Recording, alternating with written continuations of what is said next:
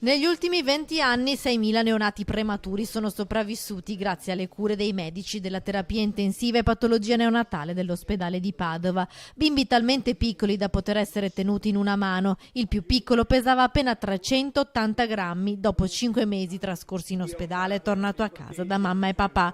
Oggi la terapia intensiva neonatale ha aperto un nuovo edificio collegato tramite un ponte all'attuale reparto. Eccole le 20 nuove culle che fanno salire così a 35 le postazioni.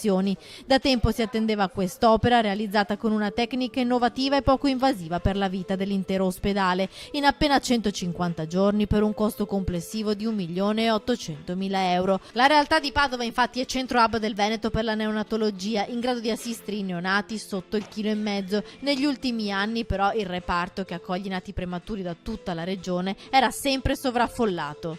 Noi abbiamo circa 400 ricoveri e come vi dicevo prima abbiamo 110 bambini al di sotto dei 1.500 grammi, siamo i terzi in Italia come numero di bambini così piccoli, anche perché Padova è centro di riferimento per le gravidanze a rischio, quindi quando c'è una gravidanza a rischio la mamma viene trasportata qui.